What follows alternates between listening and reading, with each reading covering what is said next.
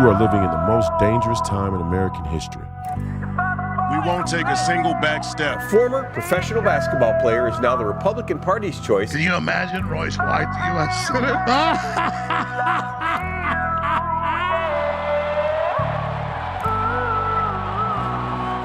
White won the endorsement on May 18th with 67% of the vote. There's nothing that guarantees we win, but I guarantee you if we lose, we will die.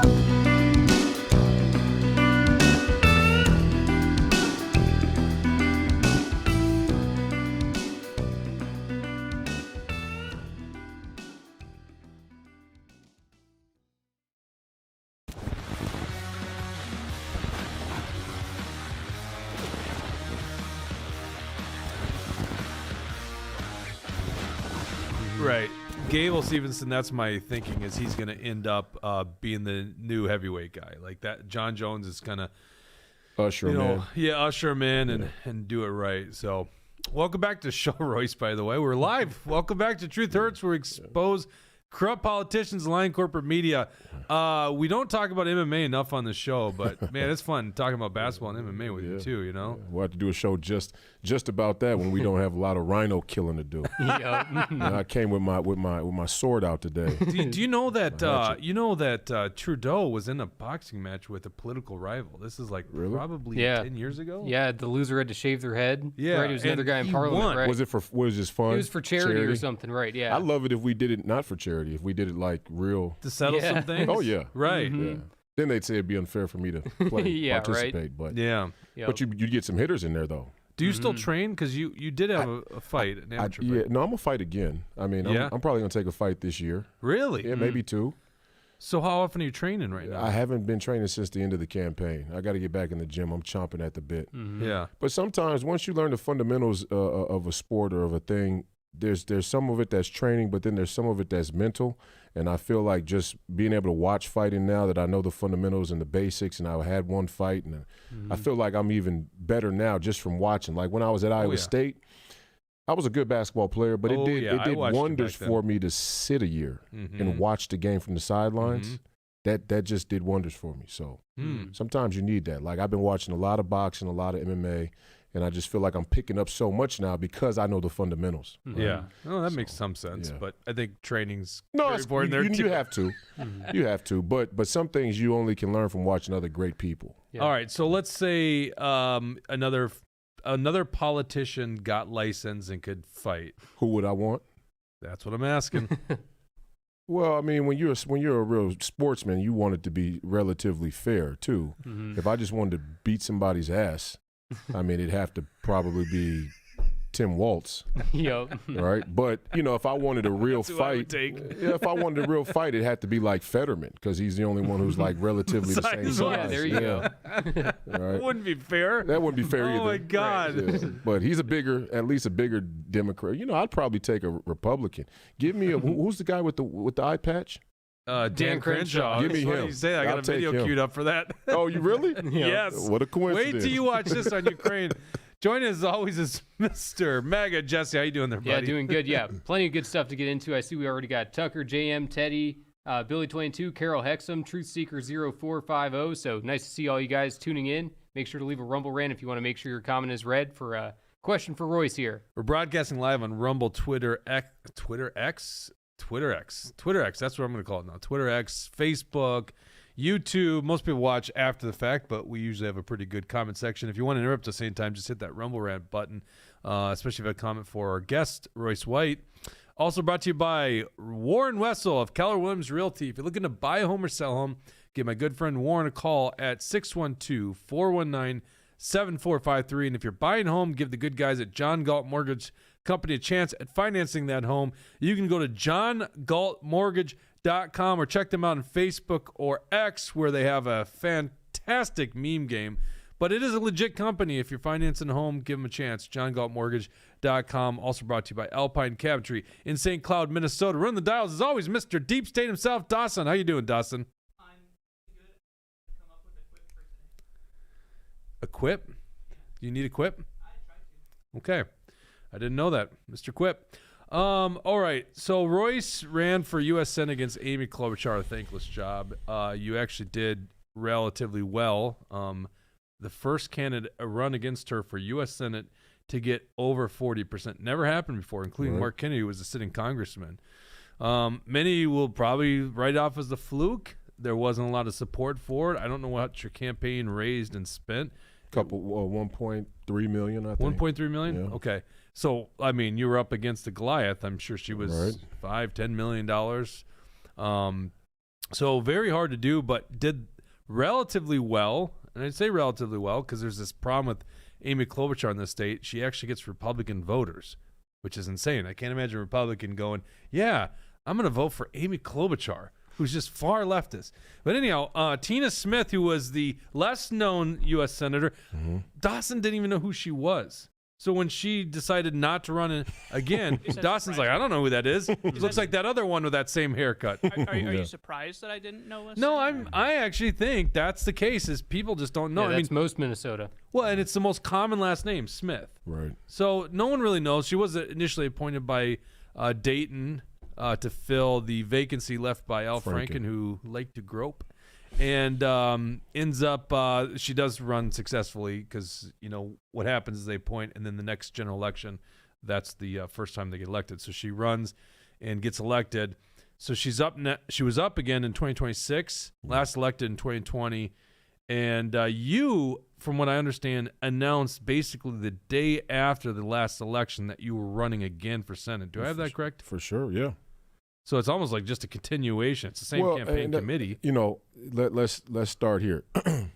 I did incredible against Amy Klobuchar, in my opinion. First off, because the lack of support, and not just the lack of support, the amount of energy and resources that were waged against me from within the wire, from within the Republican establishment. And I'm not just talking about in Minnesota. I'm talking nationwide. Steve Daines is Mitch McConnell's running dog. Everybody knows that he was in charge of the National Senate Republican Committee, the NSRC, the NRSC, and they wouldn't even look my way. In fact, he actually was saying how basically Joe Frazier is, more palatable. He's more electable, and we'll get into the whole thing. But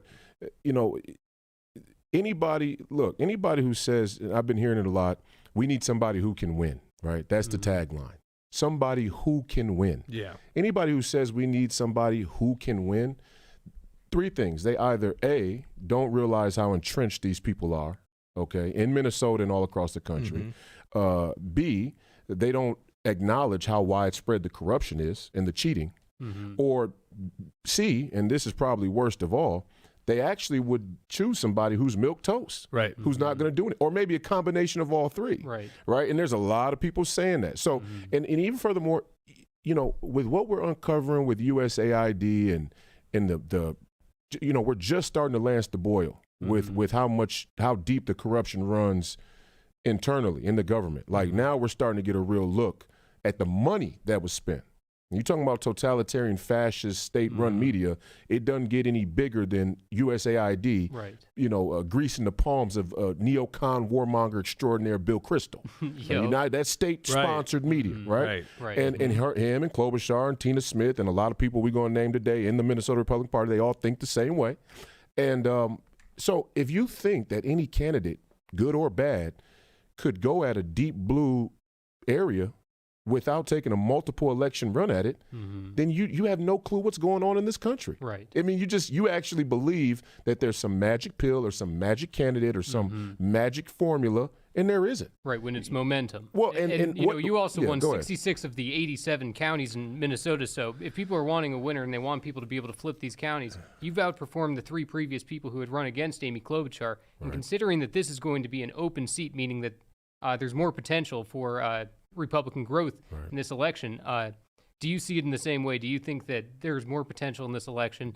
And like I'm saying with the momentum, absolutely. The momentum is the absolutely key factor. There is, but we have to. This is why I declared right after the race was over, because from being in this last cycle and running my campaign, what I found out probably more clear than anything is everybody plays to this schedule.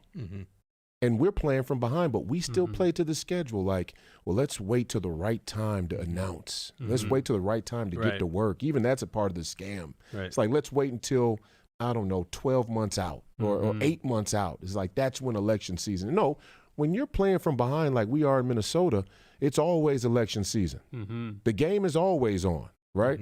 To make up the gap that we need to make here. And so, like, the biggest issue still is everybody knows, but look, we got to stop talking about who can make it to D.C. and start thinking about what it's going to take to get who we want, and more importantly, who we need in D.C. Right. And so if we're talking about that, everybody knows what the issue is. It's 4 and 5. That's the issue. The issue is CD4 and CD5. Yep. Now the question is, what can be done in CD4 and CD5? We went to CD4 and CD5 more than the Republican Party has in 30 years. And what we found is that the absence of the Republican Party, the Minnesota Republican Party, in CD4 and CD5 is not coincidence. It's either fear or full-on controlled opposition. And I'm opting for the controlled opposition from the party more than I am the fear from the grassroots. And it is fear from the grassroots. And we got to talk about that. And this is my problem with Alpha News and the Kendall Qualls, Fox News. No, I'm serious. I love it. No, I'm serious. This is the problem with it. This is and I'm not even saying it's not opinion or conjecture. This is the fundamental problem with it. Yeah. The Muslims are coming. The black people are stealing your cars from department stores. Problem. Yes. But if you allow them to fearmonger you to not go door to door in the city and preach the value of the Republican Party platform, you have committed to a perpetual loser position. Right. And that's what they do. They fearmonger. And that's why, as excited as people were, oh, we got a young black Republican and he's articulate and he's tall and he comes from the city, and they thought just because they endorsed me, what, black people are going to vote now in Minnesota, blue Democrat communities for the first time in 30 years? No, some will, and some did. And we get a lot of that feedback like, man, I voted for you.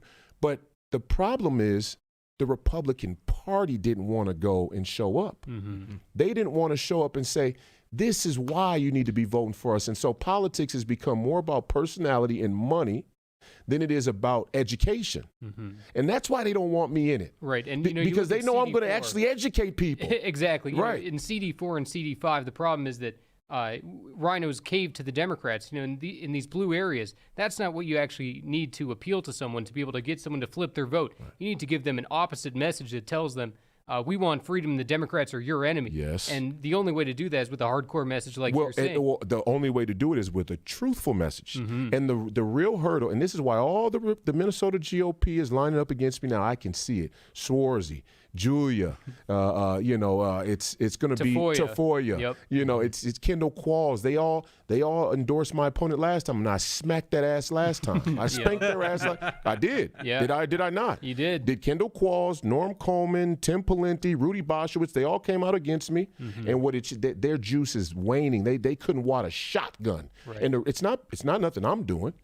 They are not genuine. Their political platform, their political ideology is obsolete because it was always corrupt. People are just starting to figure it out.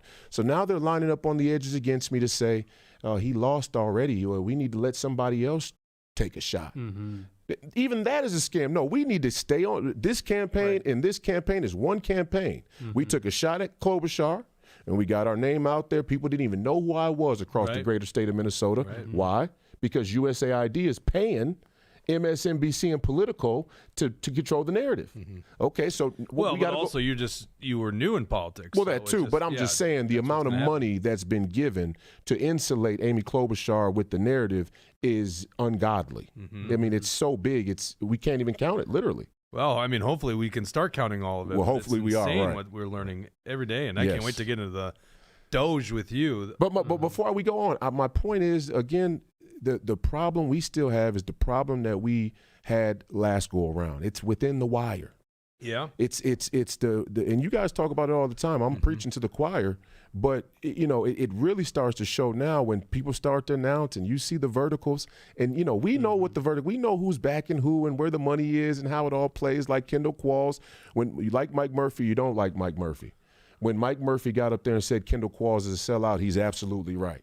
Now, Mike Murphy could have his own agenda and things that I'm unaware of as well. I'm not saying that anybody's perfect, but what I'm saying is, Kendall, look at who's backing him. All you have to do is look at who's backing the guy.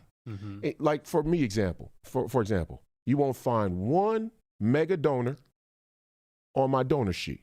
Yeah. I'm like radioactive to super donors. Right. And that alone should tell you everything you need to know if you're an American citizen worth your salt. Yeah. But the local Minnesota big donors wouldn't touch me. And they'll say it's because of his background. It's because he's got baggage. You know, no, it's because I'm not a neocon.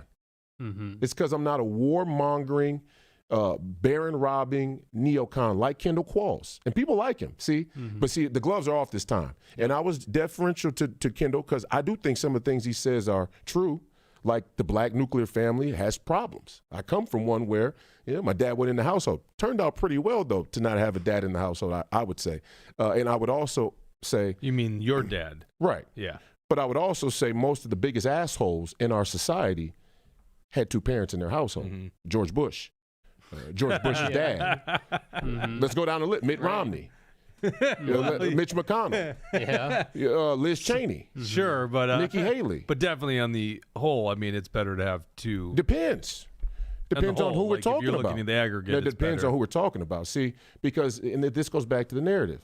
The narrative is if a young black man doesn't have a father in the home and he ends up killing another young black man and spending the rest of his life in jail, the net result of that is more detrimental to the overall stability of society than a person from a two-parent household like a Mitch McConnell holding the neck. You're finding really far extremes on these. No. This is the whole thing, Jake. Yeah, but I'm saying other than these George Bush swamp creatures. No. But see, you say that as though it's a casual or tacit thing. What I'm saying is if you took the aggregate net result of every young black criminal in this country and you compared it to the corruption that the D.C. uniparty elite, who mostly came from two-parent households, it doesn't even come close. It doesn't remotely come close. See, because if it's about money, I could take every young black man in the American history and add up what they've stolen from a department store or a local bank or credit union, and it wouldn't come close to $37 trillion. It wouldn't even, it'd be a blip on the radar how much the spread is crazy. So when you say there's $5 trillion missing, Doge is found, that ain't young black men doing that. They ain't stealing that money. They don't have access to it. See, they steal from each other, right? I mean, you'll get a young black man who steals, to go breaking and entering to another black man's house who he thinks has money, and he ends up only getting $700 cash out of it, shoots him and kills him, and yeah, that's tragic. Right. And it hurts society. I'm not saying there's not a deep spiritual wound, but we give a pass to all the. What I'm saying is, right, you're centering on the larger crimes. Well, but yeah, not by accident is my point. It ain't an accident. It ain't an accident that Kendall Qualls is doing I'm the black guy who's going to talk about the black nuclear family because he knows when the Joe Frazier's get up on the stage, he's going to endorse him. Right. Anybody who supported the Ukraine war in the last election cycle is out. Yeah. That's the way I look at it. Let's get into this. This was the first topic I had for you. And I'm sorry I'm fired up today, guys. No, I it's apologize. I'm sick of these people. Yeah, it's interesting. I was wondering, should I go debate you on the single-family household? But I want to get to the issues like this. Let's pull up the A2 first, Dawson. This is Dan Crenshaw, as you mentioned, the patch guy, right? Now, he was a Navy SEAL, and I appreciate the service of people like that. You know, those guys don't have an easy job. Of course. But he's debating Glenn Greenwald on Attention Whores program, Pierce Morgan. Have you ever been on Pierce? No. Oh, God. Can't believe Pierce hasn't reached out to Royce. He don't want me on. Yes, he does. Oh, yes, he does. That's all he does. Yeah, he's all. Yeah, he finds the most. He loves fights. He loves fight. Well, he got one here with Glenn Greenwald, who I think is a fantastic journalist. Yeah, I like Glenn. He's cool. Right. So here he is with Dan Crenshaw. This is the Rhino establishment position And I just can't believe he's fighting for this. Go ahead and play it. Every single day. I just think we should save our fury about whether Ukraine get included or not for when they actually get excluded. Can I just assert a little bit of realism into the conversation? Yes. Because I know Dan started off by saying, "Oh, Russia's this crappy little second-rate power. We have to flatter them and make them think they matter, but they really don't. They're really weak." It's always a pretty weird contradiction to simultaneously say that and then at the same time warn that Russia's going to start invading Western Europe, this crappy little second-rate power.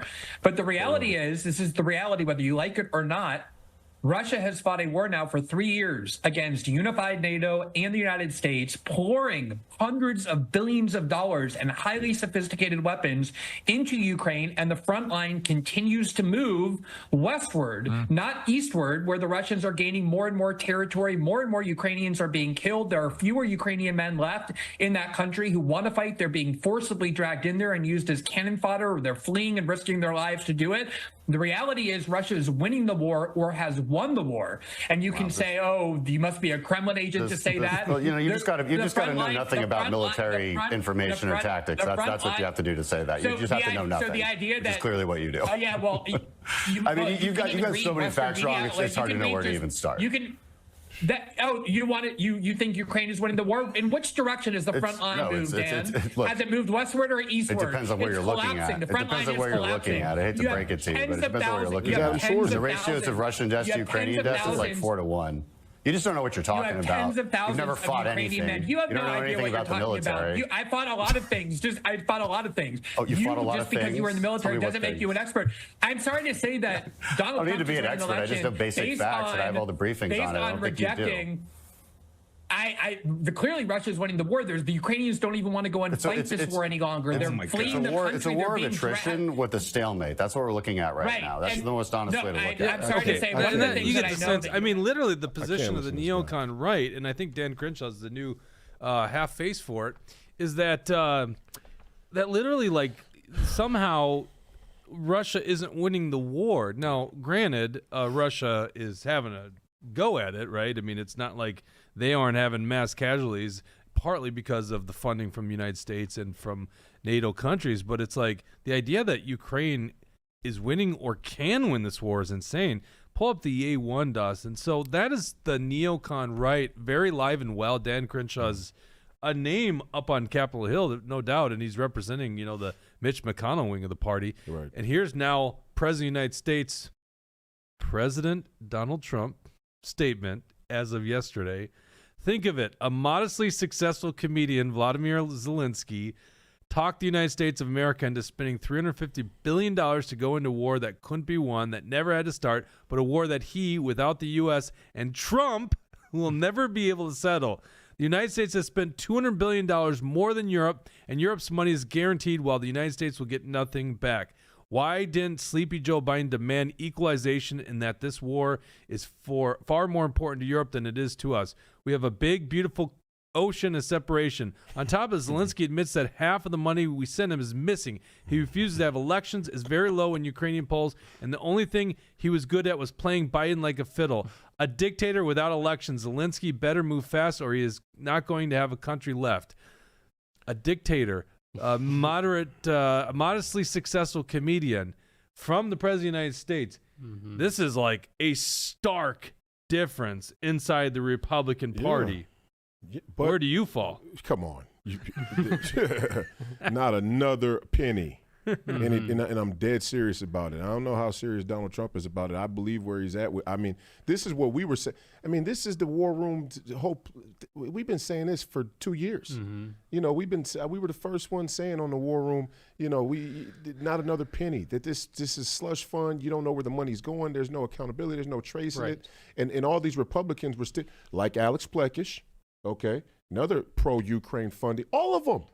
They all knew Joe Frazier's position on Ukraine. Mm-hmm. They were fine with it. Mm-hmm. They endorsed him. They said, "Oh, Royce has too many kids out of wedlock, so let's have a nuclear war in Ukraine." Yeah. Oh, By the way, they're also praising Elon Musk, and if we want to talk about kids out of wedlock, holy crap! Well, that's another good point. Yeah, fair point. But my by the way, as we talk about single family households, right? Single parent households, like, listen, I am very excited about what Elon's doing, and I hope to God he's got his head in the right direction.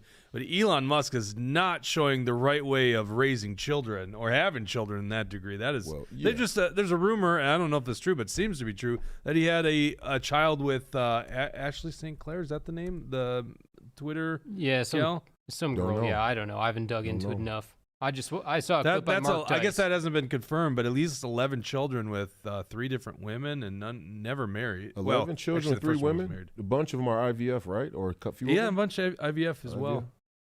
Yeah, I mean, yeah. I got my reservations. I don't need to comment on Elon Musk. Yeah, I got reservations about Elon too. I love what Doge is doing though. Right. And it's necessary, obviously. But we got just the HB1 visas. But the whole thing is there's going to be political disputes. Okay. There are a lot of issues out there. It's a big world. It's a complex situation, especially politically, especially geopolitically. But this Ukraine one isn't hard.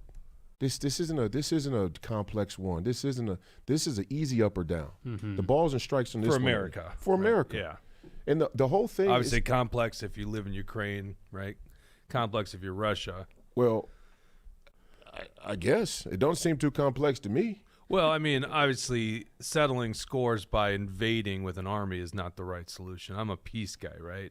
So Putin's hands are bloody as hell. No, I don't think so. Oh, you don't? No. Oh, wow. Okay, let's get into this. And that's exactly what Dustin Gragey said. Neocon, conservative Dustin Gragey. Another little squeamish, weaselly little Emmerite. Mm-hmm. And pull Emmer. Where's Emmer?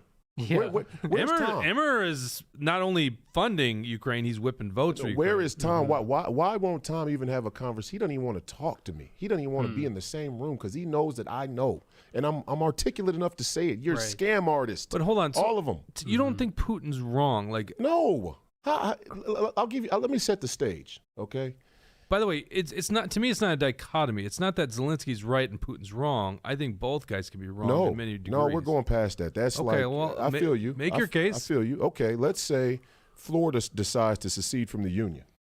Mm-hmm. Okay, and then in Florida, the governor there or the regime there in Florida starts to say sanctimonious. I'm not using him. I'm just saying in a hypothetical. Mm-hmm. Let's just say the Floridians start persecuting or let's say oppressing American-speaking Floridians. Let's say they change the language. They got a different dialectic of English. This is the Floridian dialectic of English. And you people who speak that former American dialectic, you people are under attack. Dude, I can actually hear that. It sounds very Miami. You feel okay? So now let's say that that the United States and our president go, you know what? We're not going to let you treat Americans like that. And even furthermore, we're not going to let Russia come put short-range ballistic missiles in Tallahassee. Mm-hmm. And then Russia comes over and says, well, this isn't right. Mm-hmm. What do you have to say about it? Mm-hmm. Florida, the Ukraine was a part of the former Soviet Union. Kyiv was the capital of the Russian Empire. It's Russia. Okay? And, you can draw these lines and act like, oh, well, their sovereignty exists since the United Nations and blah, blah, blah. The reality is, by Monroe Doctrine, which is an American and Western idea, which is why Russia's playing us on the international stage as far as the narrative goes, they're using everything that we wrote down against us, like our claim for peace and democracy, but then we don't have fair elections, right? So the Monroe Doctrine says you have to police your own backyard. That's the rule. And that's why Donald Trump is so brilliant to go to what he's calling a hemispheric defense, a securing of the Western Hemisphere, all the way from the Arctic down through South America. This is our backyard. You deal with your backyard. And by that standard, I mean, the Western arrogance is crazy, especially from these liberals. But, I mean, Bill Kristol, how much different is he? He's a liberal, too. Mm-hmm. So I said that Dick Cheney's a neocon, and it might have been Strausser or Dustin Gragey or one of them. Or no, it was some other guy online who runs in that little crew says, oh, Dick Cheney's not a communist. He is. Yeah. The post-World War II Democrat liberal order of neocons and neoliberals and globalists and commies and Marxists, they're all in on the scam together. It's just a few America firsters out here in the wilderness holding their M16s, praying we can keep things in order, right? But the point is, the Ukraine has become this democracy. We're trying to uphold democracy. It's so strange to me. These people talk about white supremacy, bigotry, xenophobia, and all of these ideas that stem from a European intellectual tradition, even Marxism. I mean, who do they think Karl Marx is? You hate white people. Before we get... But wait a second. You hate white people. Yeah, but I see us wondering. Karl Marx is a German philosopher. You're protecting Karl Marx. You can't stand white people. You hate white people. White people are the scourge of the planet, but you're following a German philosopher. I mean, and not only that, you're willing to protect the territorial integrity of the same European Union that you say is colonialism is the greatest sin in human history. Yeah. So which one is it? Is Europe the great evil?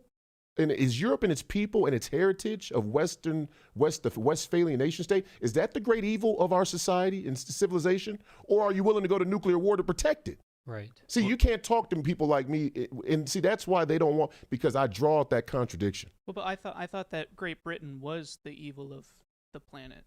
Exactly, but they're willing to die for it. I see. So it's crazy. Here's where I come down. Yeah. I think Vladimir Putin was a rational actor in what he did. Yeah. I think we agree on that. You know, right. NATO's expansion being one of the bigger one, and you're right. Ukraine was Russia. That's how they view it. My God, when Tucker Carlson went to interview him, Vladimir gave him a 45-minute lecture on the history of Ukraine. I mean, that's how they see it, right? Right.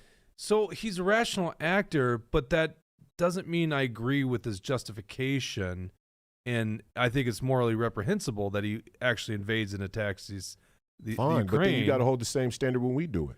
I agree. Yes. Iraq, because Afghanistan. As a guy who's a war veteran, I am against war a lot, especially when your eyes get opened by going over there and understanding what these things are about. The way I look at a lot of stuff, it's actually the leaders. They're in the skirmish, and they are fighting for whatever reason, political reasons, and it's the guys on the ground that are the ones that get screwed, and in this case, they die. No doubt. Over 1 million people in that war have died. But again, you say that, and I agree with you 1,000%, but yet we still have a party whose base allows them to walk any Dan Crenshaw up on stage and draw the affection for the military because he served. He gets more just like Qualls served, Joe served, Adam Swordsey served. But Democrats actually get David less Hahn pushback served, these days. Pletcher served. Like. It's one big neocon expat. Well, just serving doesn't mean anything, and we're gonna have Adam Schwarzer. But it does mean something, though. Well, no, it does when Tom Emmer comes. Well, one of the best congressmen I see is Eli Crane. He was also a Navy SEAL. Eli Crane's a real hitter.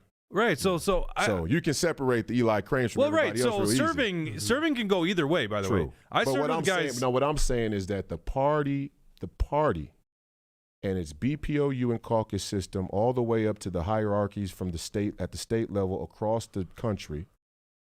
When a Tom Emmer comes into the Minnesota Republican Convention, and he stands up there to give his introduction speech and goes, "If you served in the military, stand up," and the crowd goes wild.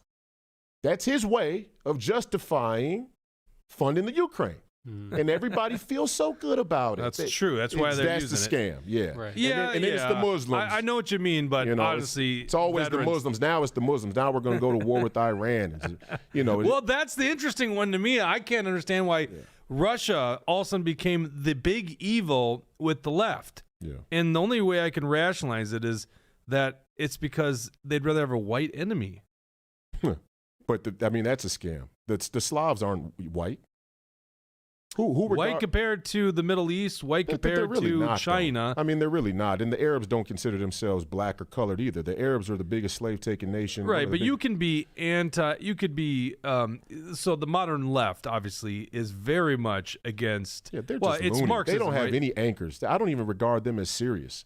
I don't even talk about them anymore because when you start saying it's okay to spend $250 million to cut gerbil penises off and do trans experiments, what am I talking to you for? Right. I don't want to talk to you. I don't want to talk about you. It's hard to listen to these guys nowadays. Yeah, it's ridiculous. They've lost a lot of credibility. The Arabs, but there's no pushback. It seems like on the Democrat side, except for Palestine, for the Gaza Strip. Gaza. There's no Palestine.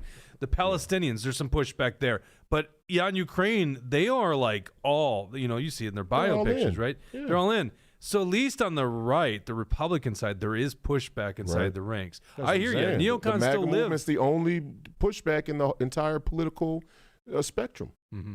We are the last line of defense. The scary part is The only thing for them to do now is try and coalesce the center, the uniparty, with a MAGA face, with a MAGA tone.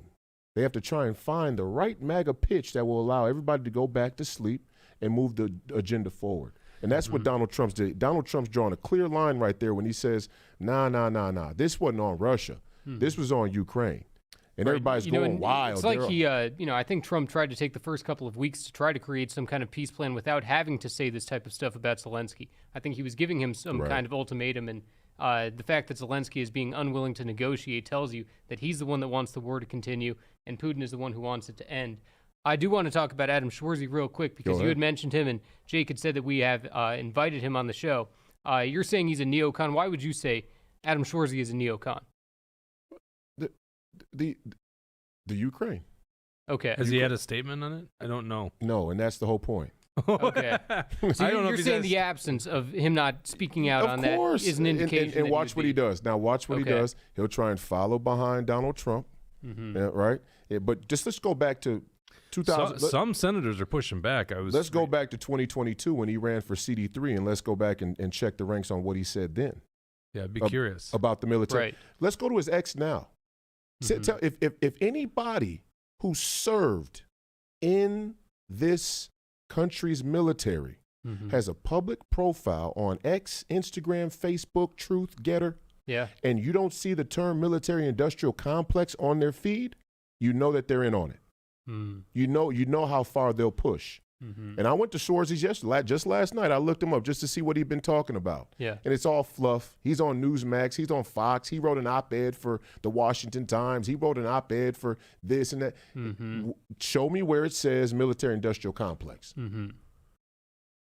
I see what you're saying. And so I'm also talking with lots of people. There were people who had supported you last time that, some are, most are still planning on supporting you again. Yeah, there's a certain amount that are falling into Adam Schwarzy. I love it. So how do you win those people back? I don't win them back. Yeah? You get the government you deserve, and by God, you will. See, and that's the difference between real players that come into politics and people who are bought and paid for. People who are bought and paid for, they play this political game like, how do I win this? How do I get these people? I'm just going to tell you the truth. Okay. And you get to decide. We all get to decide whether the country lives or dies and how it burns or how it flourishes. And I don't get to decide that for everybody. Right. Right? Look, just like there are people are like, oh, well, you did great against Joe Frazier in the endorsement process. You got 67% on the first ballot. I thought that was ridiculous. I thought it should have been 90%. But there was a cohort in there that was so caught up in the claims that I'm anti-Semitic, they're so caught up in the back child support, they're so caught up in their own sort of neocon, Bush, Reaganite sort of, that they're still listening to Mark Levin. Yep. Right? They still think Mark Levin is the great one. Go look at what Mark Levin's saying right now about Ukraine. He hadn't even changed his position. He's so arrogant. I can't stand that guy. He still thinks that it's okay to be full-fledged in Ukraine, and there are people who still listen. And I'm saying they're Republicans. Right. So you're saying you'll let the forward. issues differentiate you. I look forward to meeting these people on the trail. On Saturday morning, I'm going up to the convention at I think it's SD 34 up in Rogers, and I hear there's some detractors there. There are some people who have some questions and reservations. Good. Yep. I want to see you. See, but I'm going to actually make you talk about it. Right. So you can't just be like, oh, well, Adam Schwarzy, let's see if he can win. Give somebody else a shot. No. What's your ideology? Yep. I looked up his Twitter. And we want to know that about him as well, right? And, obviously there's going to be more room for differentiation between you and Julia Coleman and Michelle Tafoya, these other rhinos who are, pro-abortion or they're let's bring that up pro-big a government. second here. I looked up, did a deep dive on Adam Schwarzy's Twitter. There's no mention of Ukraine. There's no mention of Putin. Russia's the only one. This is from June 28th, and all it is from Town Hall. When our adversaries look at Joe Biden, they see weakness. Iran, Russia, China, all of them, their comrades respond to only one thing: strength. There it is. Peace through strength. I can't disagree with that statement, by the way. But that's all that comes up when you look up Russia, Putin, Ukraine. So there's no statement here. Right, and it's a question. What do you mean by strength? We know what he means by strength. Donald Trump protrudes. Well, no, we don't, because Donald Trump protrudes strength. Now listen, Trump's idea of taking over Gaza. what a horrible policy decision. I'll march in the street against that. But I kind of look at that and go, damn, that was a good move. You don't like that? Oh, I hate the idea of us going to Gaza. I love the idea that got the Arab nations on board to finally do something about that problem. I love the Gaza plan. I do. If it was to carry out, you like that plan? I like the plan. Oh my God. And here's my reasoning. Because when people ask, because I got thrown into the conversation about the Middle East and the Jewish Palestine, because supposedly you can't say that the Fed was run by some Jewish elites. Supposedly, Janet Yellen isn't a Jewish elite. Barack Obama's a black elite, but Janet Yellen's not a Jewish elite for some strange reason. Okay. So basically, I can't say anything about Jewish people, which is ridiculous because most of my biggest supporters are Jewish. In fact, the only co-host on the entire Free People Radio platform, my podcast platform, is a Ukrainian Jewish guy. Yo. Okay. So. Oh, he's Ukrainian too, huh? He's Ukrainian Jewish, the old Khazarian legend. But and that's my guy. You guys know. I mean, Professor Penn is. And I've read his open letter that he wrote, to the RJC. Yes, right, to the Republican Jewish Coalition, right, talking about how you're getting smeared with all this BS, and if anybody would know if you're anti-Semitic, it'd be the Ukrainian Jew that's one of your best friends here. And when you're really racist, you're really anti-Semitic, you don't hang out with people for show. That's not a real thing. Like if I'm really racist against black people, I don't think they should draw the same breath as me. I don't think they should be in the same vicinity as me, right? I'm not talking about this soft sort of woke political racism or bigotry. I mean real hatred, like the definition, right? So obviously I'm not anti-Semitic, but because I said that the Fed is a problem, which now we see is bigger problem than we could have ever imagined, probably. Yeah, I've always known that one. And so if I criticize Ben Bernanke, then I'm an anti-Semite. Right. Okay, fine. And half of the Republican Party, let's not say half, let's say a fourth of the Republican Party will believe it. Yeah. Because they're evangelical. And you know what? I'll get to that in a minute. There's a woke right component. Oh, there's a woke right. It's crazy. Mark Levin, Ben Shapiro, Jordan Peterson even is falling into it over at the Daily Wire. But it's unfortunate. I was forced to make a comment on this issue. So it's like, Israel, Palestine, what would you do? Okay, number one, my Israel foreign policy is nobody gets our foreign aid without conditions. Even Israel. Nobody gets aid without conditions. Okay, what are the conditions? The conditions are we can't be on every side of the war. Simple. Because when you're on every side of a war, it makes it very hard to tell who your friends and enemies are, right? And so a good prescription is like, and I said, bring the Jews out of Israel. Bring them out of there. Let them come to America. We're willing to let all these other refugees come to America for any other number of geopolitical conflicts. The Jews are surrounded by the 2 billion man Muslim world, which is a scam number in the first place. That's more Fox News fear porn. Like the Muslims in Southeastern Asia are the same as the one in Pakistan. Give me a break. I mean, there's no cultural coalition between the Muslims in far Southeast Asia and the ones that live in Yemen. Okay, I mean that's like saying there's a correlation between the Christians that live here and the Christians that live in Bratislava. No, oh no, there's not. You people are on your own, right? So, but my point is if the Jews are surrounded, bring them out of there. So Donald Trump just flipped it and said, well, let's take the Palestinians out. And both measures are good because they're saying if we take one group of people away, it's gonna show us who really wants to fight just to fight. And then that's gonna better allow us to put a plan together going forward. If you Palestinians are saying you live in an open air prison in Gaza, which we could debate on and argue on, I would say, hey, if they say it's an open air prison, then I kind of tend to side with that and say, hey, look, the Israeli government is harsh on the Palestinians in Gaza. Yeah. They can't move around freely. All right. So that's kind of un-American from the outset, in my opinion. But if you say you live in an open air prison and Donald Trump is saying, hey, we're going to put together a financial package to bring you out of that open air prison and make an oasis that's even better for you. That the land is better, the water, the infrastructure. We're going to make an oasis for you Palestinians. Now, do you want to go? And if your response as a Palestinian is, no, I'd rather fight, then you go ahead and fight. Fight and die. And there's a sacred honor in that that's even respectable. But we're not going to continue to get drawn into forever wars. Right? Yeah, but okay. Come on out of there. No, it sounds like you agree with me, though. It's the positioning, the strength of Donald Trump's argument, the belief that he would do something, but it's just a bargaining tool. True. But like the actual policy, if it played out, would be awful. It would be forever wars, and What, it would that be America would and it'd be our occupy it? financial burden taking that on, which would seem Well, to be you'd be surprised. very anti-America first. But again, you'd be surprised how effective it is when you got two kids who want to fight in the playground and a teacher steps in the middle. We're not talking about a playground here. We are talking about countries in the Middle But East. theoretically, what I'm saying is, when it's easy for two people to fight when there's not a third party there to that's a genuine, neutral. The teacher's role and responsibility is to break up the fight between the two kids. Right. That's not America's responsibility. What I voted agree with for, what I voted for in November was to stop doing that bullshit. And I don't see any difference between Ukraine. Well, here's the deal, and I would agree with you, obviously. But the problem is that there is an evangelical Christian right that talks about God and abortion, and for some strange reason, they allow the Republican establishment, like Crenshaw, to use the Jewish identity as a justification to steal our money and wage war and kill people. That's the reality. And they're spread. I went all across the state, Jake. I've been from here to the top and back. And I can't tell you how many people just randomly come up and ask me about Israel. And Tom Emmer, again, Minnesota Republican Is that Convention. because they think that you're anti-Semitic? Exactly right, because the RJC said I was. Yeah. And Norm Coleman is an anti-Jew that's a conflict. neocon. Oh, he's a big rhino. neocon. Go ahead, pull up the graphic. This is who's right now interested in getting in this race. It's an open seat. Tina Smith decides she's not going to run again in 2026. You have Julia, her maiden name, Schlesing. It's been a while.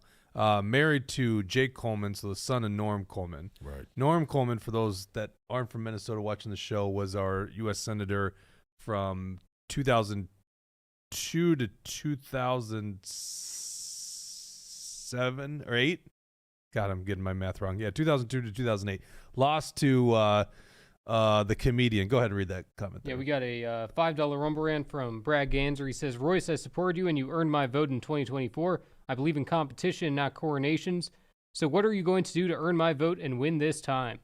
Okay, let me finish this out and then answer that question. So Karn Housley, washed up state senator from Stillwater. Adam Schwarzy, former Navy SEAL, former Marine Infantry. Pete Stauber, Rhino from CD8. Doug Wardlow, who ran for Attorney General in Minnesota twice. Look at that handsome devil in the bottom middle there. Royce White. By the way, we just did this alphabetically. There's 3 people W running for this. And then Ryan Wilson, who ran for actually so they the already closest. declared? No, these are people that they're talking about they're talking about it, and there's some news stories about it. We had to make some Stauber didn't throw in, did he? No. He hasn't yet. And I've been seeing in the comments, some people are saying that he might not be doing it after all. So, he was talking about it before, but it'd be a pretty big move for right now. to run. Most political observers think the competition is that. So, as Brad that's asked, going to be the people. As those, put it back on the screen. So the question is, what are you going to do to earn my vote and win the time? And I know obviously Brad Ganser is a delegate. So, well, here's the thing: if I haven't already earned it, it's an indictment. And see, that's what the delegates and the people of the base don't want to hear. They want to hear something else. They want to hear, I don't know what they want to hear. That they want to be wooed with. Julia Coleman's going to come and tell you some new prescription of political philosophy that father-in-law Norm didn't already display. Mm-hmm. He's a neocon, conservative rhino, a centrist. Mm-hmm. And it's even Stauber, they like him. He played hockey. He was good. He's got it held down up there. Same thing. And it's funny. I saw Dustin Gragey say online, to answer the question is, I'm going to tell the truth. Mm-hmm. You like the truth, you vote for me. You don't, you get the government you deserve. Government full of liars. Government full of, smoke screens. Mm-hmm. Right now, I'm happy with the government I voted in November. Holy crap. Yeah. My God, I'm excited about that. They're doing well. They're doing well. I should say, but it's really Donald Trump. say the Trump one. There you go. Yeah, the rest of the Congress. Oh my God. Yeah, same problem we had before he was elected. Yeah. Mm-hmm. Oh yeah. Yeah, we got another $5 Rumble Rant here. G. Ballstad says the forever wars will not end until Greater Israel is established or when we stop funding religious crusades. Palestinians have proved that they are not going anywhere. We want secular foreign policy. And just like that, we got another $5 Rumble rant. L.A. Deuce says, Royce will need to convince the folks in Moose Piss, Minnesota, that he's a viable candidate. So what would you say to that? Even when they say viable, what do you mean by viable? Viable by what standard? None of these figure people he means winning. Winnable. No, but that's what I'm saying. What is winning? See, well, money talks. And from what I understand, you've actually raised quite a bit of money already. I got $200,000 cash on hand. Mm-hmm. And what have you raised? We raised more money after the election stopped. Yeah, what have you raised so far? Because this is actually, I don't think people understand this. 3 months since election, what have you raised? About, I'd say, I think it was something like 200,000. Oh, I thought for some reason I was thinking it was more than that. Oh, is 1 point? You're talking about total number. Since November's election, what have you raised? It might be close to $1 million. That's what I thought I'd seen. It's a tweet or something like that. Yeah, because what happened was I didn't get my digital fundraising people on board until 30 days. You before are the election. fundraising with, like, I'm assuming some national vendors. So that is, that's a signal to political operatives like us that you actually are viable. Well, that you can. national. Oh no, I know what I saw. Yeah. I think you said you had 65,000 donors or something like that. Yeah, I think it's about 60,000 donations in 3 months, 4 months. There you go. That's what it was. Okay, Yeah. Which that's actually many people would look at that as a viable candidate. But I mean, even viable. I mean, the whole thing. Well, you need money, right? You got to get your message out. Stop. No. Oh, you disagree with that? No. What I'm saying is we got to get realistic. Everybody knows what needs to happen. You delegates from greater Minnesota better find your way into CD5 and CD4 and start preaching the gospel and preaching the value of the United States Constitution and the Declaration of Independence and what it means to be a Republican other than sitting online in group chats, whether it's Facebook or X or wherever else, and talking about how bad things are down in the city and how stupid the Democrats are. We all know that. But what's your alternative? Don't talk about me being viable. Are you viable?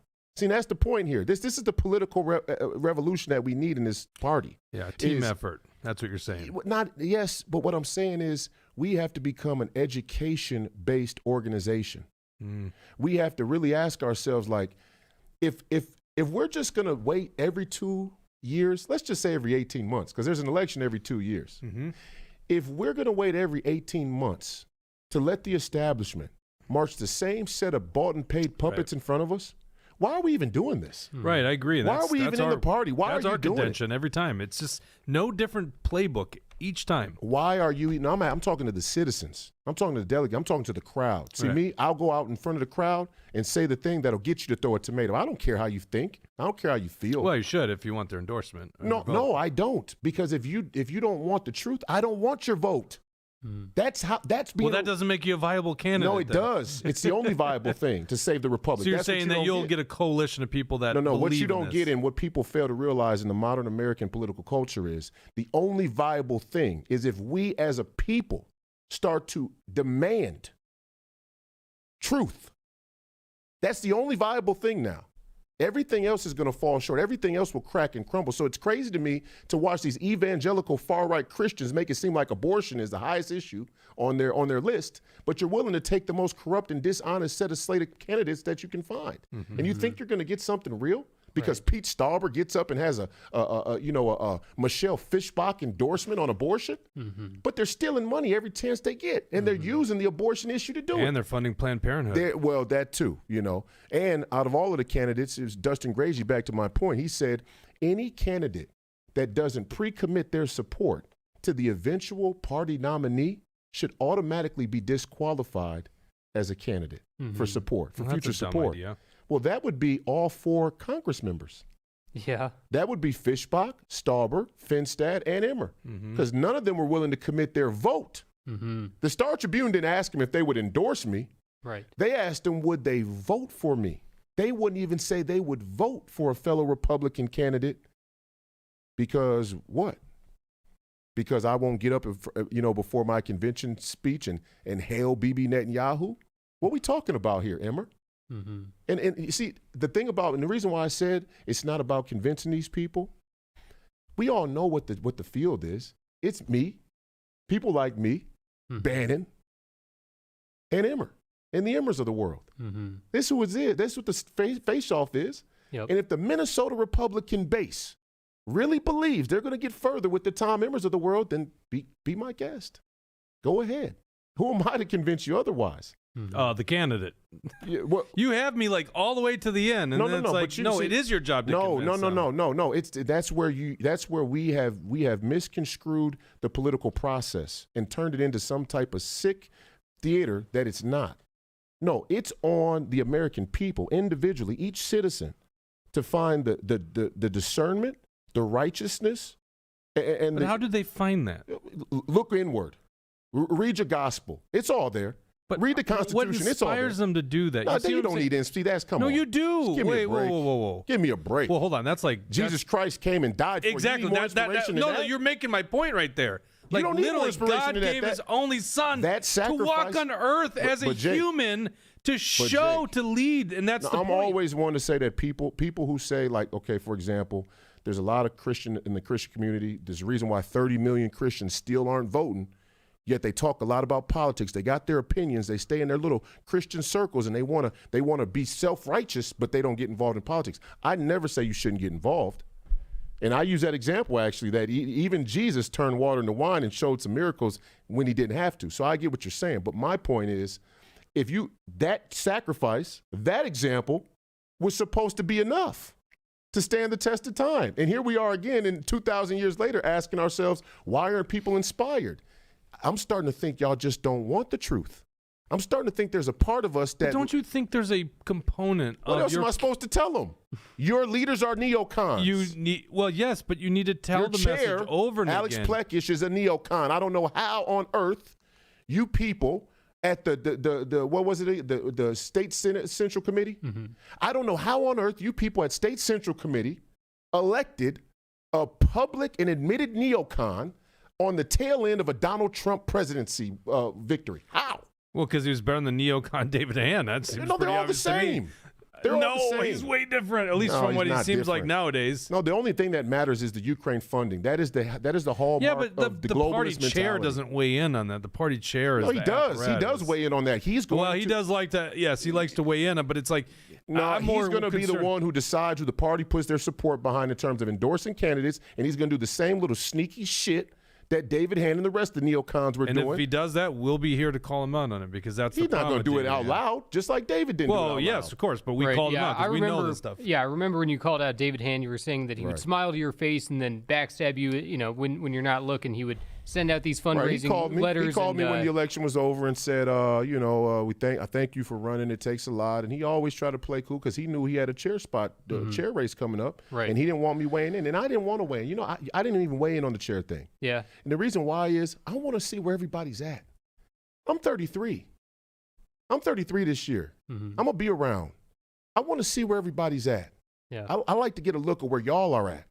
See, because again, back to my point. Don't you think you can make an impact on where they're at? That's what I think your candidacy is. I told them. Not everyone understands the message. Oh, not everyone's heard Jake. No, Royce. Stop. Royce, not everyone. This is the hurdle. Now stop, Jake. This is not true at all. It's very true. They're more interested in cultural wedge issues that really don't get around to solutions because that feels more potent. That's what it is. They're more interested in Alpha News telling them that black people are stealing cars down in Minneapolis than they are that the neocons are stealing their tax money. This is why Lyndon B. Johnson, another crook, he said on the record, if you can get the lowest white man to believe that he's higher than the highest black man, you could steal his money. And that's what's happening in this country. That's what's happening in the state. That's what's happening in this party. The Alpha Newses of the world, the Fox Newses of the world, they put just enough cultural wedge issues. Sometimes it's race, sometimes it's abortion. They put just enough in front of you to make you lose sight of the fact that Dan Crenshaw is the biggest problem in this country. The Dan Crenshaws of the world, the Mitt Romneys of the world, these people, Mitt Romney's real electable. I mean, you know what I'm saying? I mean, when you say viable, if Mitt Romney was here in Minnesota and he had never run before and he wanted to throw his hat in the race, he would be considered viable. Right, of course. Right, and he's not viable to me. So we have to change our entire thought process on what we call viable, electable. Hold on, I can't let this go. Okay. You're acting like this thing has to happen, and it has to happen organically. And my point is, that's why I'm here talking about it. That's why I'm here telling people. He asked me a question, I'm answering it. Well, yeah, but that seems incongruent with what you're saying. It's like these people have to have this awakening. No, I'm saying I'm going to and you have no part of that, but yet you're no. here. I have a part in it. I ran it 2 elections now. One in C5, we found a bunch of rhino neocons there. I ran statewide. We found a bunch of rhino neocons throughout the state. I'm running statewide again, and they're going to show their face again. And all I'm saying is, well, yeah, I'll tell you. I think what Royce is saying too is I'll tell you, but I'm not here to twist your arm. Right. Exactly. I think what you're saying is for the people that are rejecting you, you're not going to try to win them over. You're going to find your own people instead and find those people who are going to lead this America First charge. Right. We have to, because look at Tulsi, for example. Nobody would have. Who wanted the Tulsi Gabbards of the world? Right. Nobody. We didn't want any Democrats. By the way, we do have breaking news. I just noticed Mr. Prig78 says, anyone can talk about Cash Patel here. It is confirmed during the show that he got confirmed by the U.S. Senate. Amen. Yep. Right? So what a great win for another war room posse hitter. Yep. Yeah, let's get in there and clean out. Thanks for bringing that up. Unfortunately, that was happening while we were on the show. Love Cash. No, but I'm just confused here. Okay, there's definitely the rhino establishment, the neocons that will never see the way we see things. Some of these people are connected to the beast. They're connected to the swamp. It's their way of making a living. It's the power and prestige. I don't care so much about them. I believe what you're referring to is not just them, but it's the people that maybe get duped by it. You keep talking about Alpha News, which is kind of like the Fox News of Minnesota. So it's kind of spoon-feeding these feel-good conservative Team Red stories, right? All right. But those people, I'm not saying they're always wrong, but in my opinion, those people are winnable on a lot of things. They can come our way. They just need a message to resonate with them. I hear you. From someone like you. I hear you. But right now it sounds like you're so naive as to think, no, if they don't see it, I don't even have time. I don't want their vote. It's like, no. Well, that doesn't make you a viable candidate. No. What I'm saying, I said what I'm saying. What I'm saying is I'm telling you the truth. The question is, are you willing to hear it? Are you ready to hear it? Okay. But you understand that sometimes you have to tell that truth about a dozen times. Exactly why I'm running again. Okay. Okay, so you are trying to earn their votes, all right? But I'm running again. Well, it did seem like no. What I'm saying crazy is Bill, it seemed like it was incongruent. No. What I'm saying is the Dustin Grages of the world and a bunch of other neocon those people live conservatives, off the swamp, a bunch of other neocon conservatives will make the claim. They'll make the claim that if you don't craft your message and mold it into something that the most amount of people will accept, even if it's corrupt, then you're not viable. Okay. That's what I'm saying. And obviously we agree wholeheartedly on that because the show's called The Truth Hurts. But isn't that that's the political norm, even in our party? That's the only reason that Julia Coleman would even think who would think Julia Coleman's viable? I believe that because she's what, a woman? I think that you're right, is that people with the right tone, the right way of delivering a message, talking about the truth is the winning thing. You talked about Jordan Peterson before. I think Jordan Peterson's rise is because he was telling truth so core to a lot of people's belief system, it connected with them. Actually, you know what? Here's a better example. Why is Joe Rogan so damn famous, and why is he so big? Because the guy is literally telling the truth. He's being very authentic, and people have this desire for it. And I think that's incumbent on the candidates like you with a message to make that message and say it over and over again to win this coalition of people. Joe Rogan's a bad example. He's pretty milquetoast himself. Who's that? Joe Rogan's pretty milquetoast. Well, I don't mean that in the sense that he's like some strong America first kind of guy. Although, gotta say, he's been red-pilled a lot in the last couple of years. He stood in the breach. Great. I respect him. He stood in the breach, but he's nowhere near the standard bearer of how American leadership. The guy operates from a position of what he believes to be true, and I think that's why he's doing so well. People believe in his authenticity. Yeah, but people also like Rogan because it gives you. Rogan, you could argue that Joe Rogan is the highest level of the middle of the road, the centrist media. Mm-hmm. And it really is genuine centrist media because he'll have somebody from the far right, then he'll have somebody who's far left, and he'll give them both a chance to, and then even him. Which I love, by the way, because then he gets John Fetterman on the show, and you're like, I love that too. Then you're like, oh wait, John Fetterman really doesn't have much substance. That's the thing. Yeah. You know, there's this thing on the right, people are like, oh, John Fetterman's sounding really good, and I'm like, did you watch him on Rogan? There was nothing there. The question is, will that save the Republic? Well, we're not going to save the Republic overnight, but I'll tell you what, and this is the other topic I want to talk to you about, is Doge. Mm-hmm. Let's pull up, Dawson, the B1. So Doge to me gives me the most hope I've ever had in politics, and I've been doing this for decades, right? Yeah, Or been involved in some regard in politics for decades.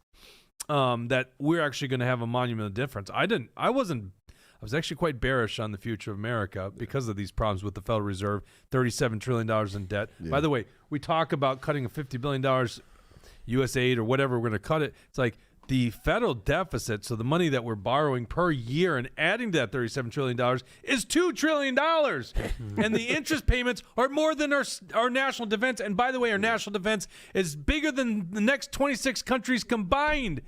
We cannot afford to do this crap. Right. So then all of a sudden we see Doge, and it's the most brilliant thing. I can't believe it. Like Trump was literally, I always tease MAGA Jesse about, it's 5D chess by Trump. Oh, this was literally 5D chess. They were steps ahead of everyone, the media, the Washington elite, implementing in the Treasury payment system new codes from some geniuses to actually figure out and trace these payments to uncover the corruption and the fraud, waste, and abuse in the federal government to the point where we have a chance now to literally make some massive cuts if there's a will by Congress. Certainly there should be a will because Donald Trump got elected on this issue. Right. And, one other thing, everybody, all these Democrats like to say that nobody elected Elon Musk. I was looking it up. It was August 19th in 2024 when Elon Musk first posted about the Department of Government Efficiency after Trump was saying that he was going to be an advisor. So the American people knew for sure, and they knew full well, that Elon Musk was going to be an advisor. They knew that the Department of Government Efficiency was coming.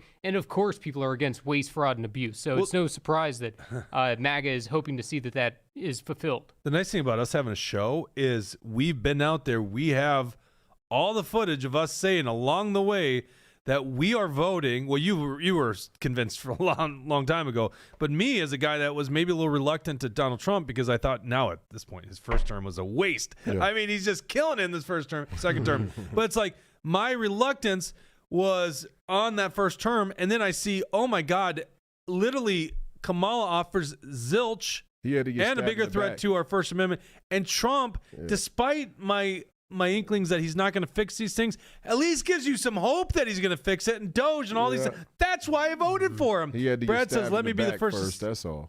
Let me be first to say that the 5,000 rebate check is BS. Well, let me tell you, Brad, why I don't think so. Pull up the article. This is now being talked about. With these savings, they're saying if we could save $2 trillion, 20% should go back to the people. In a recent social media exchange, Elon Musk, head of the Department of Government Efficiency, hinted at the possibility of issuing $5,000 checks to American taxpayers, a concept dubbed the Doge dividend. This proposal originated from investment firm CEO and Doge advisor James Fishbach, who suggests allocating 20% Doge's projected savings and distributing it to taxpayer households. So, and now this probably is a little earlier article. Donald Trump's even embraced the idea. Now, here's why I think this is a great idea, okay? Mm-hmm. By the way, it sounds a lot like Action for Liberty's call for like the last 6, 7, 8 years to give back the entire surplus to the point when it was $20 billion. Like, give it all back. That's $8,000 back to taxpayers. Mm-hmm. By the way, dead on arrival, Republicans in charge. Like literally, Republicans, we were handing them a great message to take people. You could say $8,000 back to each taxpayer. What a wonderful thing. This is why I like this idea, okay? $5,000 is not inconsequential. It's an amount of money that literally is very important to most households. $5,000 is not going to go unnoticed, okay? Number two, here's why I like it. Regardless if it actually is serious or how far they're going to develop it, if they embrace this idea and push this idea, now the political swamp is going to make the argument why you shouldn't get your money back from all the stuff that they're uncovering, including handing money. Well, actually, it turns out we're not handing money to Zelensky. He says we were only getting like 30 cents on the dollar. Where's that money going? So now they have to be against you getting $5,000 back. Yeah. Great. Finally, we've been talking about this for so long. Right here in Minnesota, with every surplus, it should go back to the taxpayer. Yes. Should be handed to you. This is a great idea, regardless if it ever gets formalized in anything. Mm-hmm. Brad says, damn it, Jake, you are wrong all over the place today. How about we don't lean into these shell games and give me a $5,000 tax cut? Well, yes, Brad, I agree on principle that, yes, giving you a tax cut on the front end is a better idea. But it's the concept here that there's a check for $5,000 waiting for you, and these swamp creatures who are against Doge are against it. All right. Well, you know where I stand on Doge. What are your thoughts on Doge there, Royce? Hold on, really quick. I've got a question for that. So you said even if it does not come to fruition, it's still a great idea that they're talking about it? Yeah, like placing the peg out here, let people know. But when it doesn't happen, then we're calling it out 100%, right? And being like, you lied to us. You said you were giving us money. Now you're not. Well, meaning that the people that make sure it doesn't happen are the people in Congress. Now, as Brad is alluding to, well, that's exactly Brad's actually right. We shouldn't have the government take the money from us and just give it back as checks, right? The practical way to do this is you just don't take the money in the first place. Right. And that's maybe the role of Congress to do that. They're just making a proposal here. Either way, you should have $5,000 back in your pocket. Maybe it's $4,000, maybe it's $3,000, but you should have some money back in your pocket. Maybe let these guys be against it. So is this Musk setting up something that can't happen, and then he's going to blame it on? Oh, it 100% could happen. By the way, we know this can happen. You know why we know this could happen? Because it literally happened during COVID. Right. Poof, we can just give stimulus checks. I don't know what my family gets. Like, it was ridiculous. Yeah. Because, if you get a stimulus check for every child, go ahead and read the so I guess, Royce, you can address Doge and this question here. So Billy22 gives us a $50 Rumble Rant, so we appreciate that, Billy22. He says, Royce, explain what auditing the Federal Reserve will accomplish and why it should be ended. So go ahead and address Federal Reserve and Doge, what your thoughts are on I those. wish I was a candidate. I wanted to field that question. Well, You're so lucky. He said to you. Yeah, I think we should audit the Fed just because getting in there and lancing the boil and figuring out what's on the ledger is important for the American people. We should want to know. But I don't even really think the audit is necessarily as important as just getting rid of the institution. We should get rid of the institution. I mean, this goes – and I was saying before, it's like this is one of those ideas people go, you can't talk about the Fed. You can in this audience, but, you post it to a widespread audience. People are like the Federal Reserve, most people don't know what it is. You go by it every day on Hennepin Avenue there downtown Minneapolis. The building has no real mark on it. People don't know what it is. But it speaks to a bigger sort of philosophical problem that we have in modern human society. It says our ambition towards technology and industrialization is such that we're willing to become slaves to financial overlords. And that's how the Fed got its inception, right? Is we wanted to keep up with the technological and industrial boom of the early 1900s or the late 1800s. So we're going to let people loan money to whoever is viable, viable corporations, right? Viable companies that can build apartments and whatever else, and it's going to all be okay until they got the idea that we can start to financialize the debt.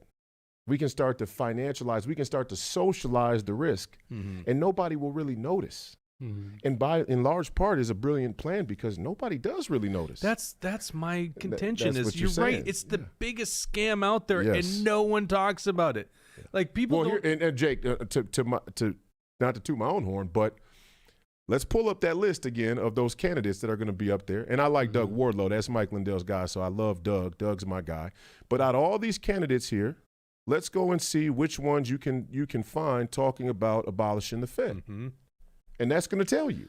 Right. Yeah. Right? I mean, so it's for me, that's what I was saying to you, Jake. I have to think you're the only one, right? What I was saying to you, Jake, is when you really start to sift through what the important issues and which ones and what are the important issues and what are not, you'll find them talking about all the same run-of-the-mill. Yeah. But who's going to say we live in the United States, the Federal Reserve? That's the person you should vote for. And I'm not just saying me. I'm saying across the country, up and down the line, from the president all the way down to your local House race. And don't tell me, oh, well, your local state representative doesn't have anything to do with the Fed. Oh, no. No, it's an ideology that seeps all the way down to your local form of government. Right. Do you believe in socializing risk and sin, or don't you? Well, I mean, even the state legislators take on federal funds and the expansion of the federal government every day in their job, which is funded by the Fed. I mean, literally, if people don't understand the scam, a failed candidate talks about quantitative easing. It's literally the government can't fund itself, right, from tax collections. So they issue treasury bills. A lot of those treasury bills are bought by we, the taxpayers, institutional investors on our behalf. Like, let's say you have a mutual fund or you have some kind of retirement account. They're buying treasuries through that, or directly too. That does happen. Some go to foreign investors, China, Japan, right, buy our debt. But over the last, since the Great Recession, there's been a program called quantitative easing where they don't even print the money, right? They actually just add a zero to the bank account and go, we're buying the debt, to the point that I think, and I haven't looked at it lately, but the Fed's balance sheet is, I think, in the $7 trillion range, which 9. Is it $9 trillion? Yeah. And by the way, they also bought mortgage-backed securities back in the Great Recession. Right. They don't have that money. It's not like they had $9 trillion, as a business. They created it out of thin air. So then people wonder, well, geez, why are eggs more pricey at the grocery store? Granted, there's some things like, bird flu going around, but generally, why have prices gone up over time? It's not greedy corporations. It's literally because there's more money chasing less goods or the same amount of goods. That is just what happens with inflation, monetary inflation.